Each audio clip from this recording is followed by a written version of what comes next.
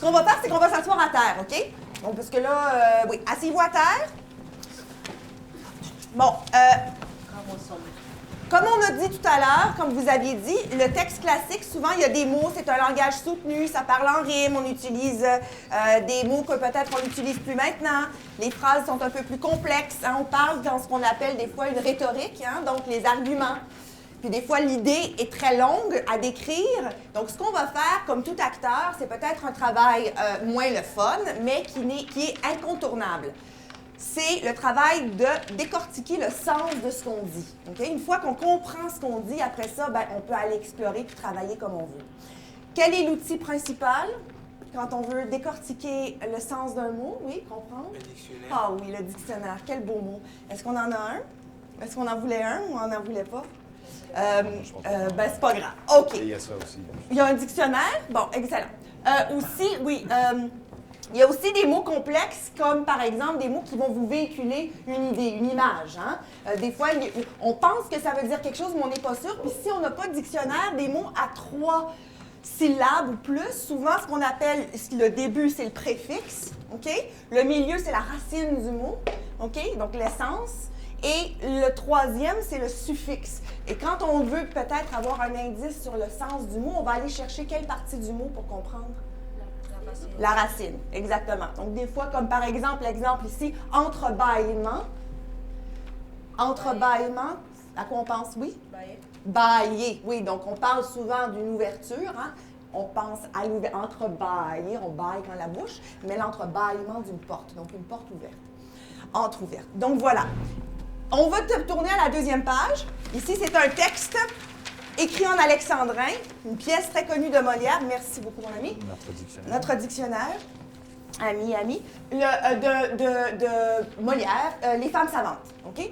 Acte 1, scène 1. 2 filles, Armande Henriette, 2 sœurs, et qui s'argumentent sur l'idée du mariage. Là, on va commencer dans le texte. Vous allez commencer à... Vous avez notre mère en exemple à vos yeux. OK? Donc, c'est là qu'on va commencer à faire la paraphrase.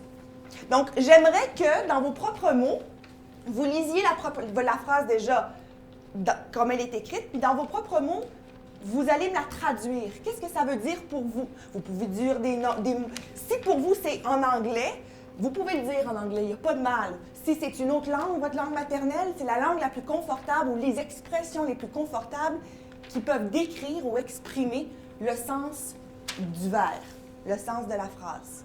OK? Donc, qui veut commencer? Commence, toi, Babel, oui? Vous avez notre mère en exemple à vos yeux, que de nom de savante en honneur en tout lieu. OK, déjà pour le sens, est-ce qu'il y a des mots sur lesquels on bute? Est-ce qu'il y a des mots qu'on ne comprend pas d'emblée, là, déjà? Vous avez notre mère en exemple à nos yeux que du nom de savante en honneur en tout lieu. Vocabulaire, tout le monde comprend? OK, maintenant, vite fait, sens, quelqu'un, n'importe qui. On va le faire ensemble, oui? Leur mère, c'est un exemple pour eux. Leur mère, c'est un exemple pour eux. Excellent, excellent. C'est une bonne paraphrase. On peut aller à la suivante, mon ami. Okay. Tâchez ainsi que moi de vous montrer sa fille, aspirez aux clartés qui sont dans la famille. Excellent. Tu peux-tu la dire plus fort pour qu'on te comprenne, mon ami? Vas-y plus fort. OK. Tâchez ainsi que moi de vous montrer sa fille, aspirez aux clartés qui sont dans la famille. Sens. Suivre l'exemple de leur mère, alors comme faire le même choix que sa mère parce que les clartés en famille sont des vérités en famille qu'ils connaissent. Des clartés, on pense à quoi? Un autre mot pour clarté? Lumière. Hein? Lumière. On parle du siècle des Lumières qui est venu 100 ans après. Le siècle des Lumières, c'était un siècle où il y avait des grands philosophes. Hein? C'était très, très illuminé ici, mais où on pouvait discourir d'idées, on pouvait parler, philosopher. OK? Donc, Armande, c'est une grande philosophe. Puis aussi, on a le sens ici, elle parle à l'impératif. Ça veut dire quoi de parler à l'impératif présent? Donner un ordre, exactement. Donc, elle ne le suggère pas peut-être, elle lui dit. OK, prochain, vas-y. Et vous rendez sensible aux charmantes douceurs que l'amour de l'étude épanche dans la cour. Dans les cœurs, en fait, il y a une faute de frappe. Et rendez-vous sensible aux charmantes douceurs que l'amour de l'étude épanche dans les cœurs. qu'est-ce que ça veut dire pour vous? Y a-t-il un mot déjà? On va l'utiliser, notre petit Larousse, là. Y a-t-il un mot déjà qui peut-être vous fait buter? Donnez-moi-en un. Épancher, épanche. OK, on va regarder épanche. Oui, tu me l'as dit. Oui, je sais, tu cherchais la dernière fois. On va le chercher. En attendant que je le cherche, essayez de penser à quoi ça veut dire la phrase. Qu'est-ce que vous... Il faut réaliser, pas réaliser, mais il faut savoir.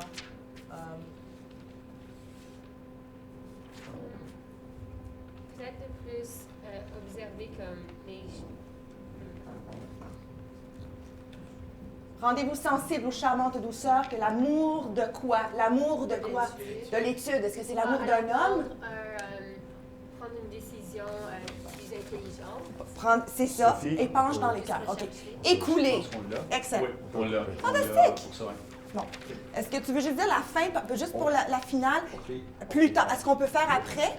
On peut le faire, oui, par tout de suite. Tout de suite. Donc, ce qu'on a eu jusque-là, on en a 4.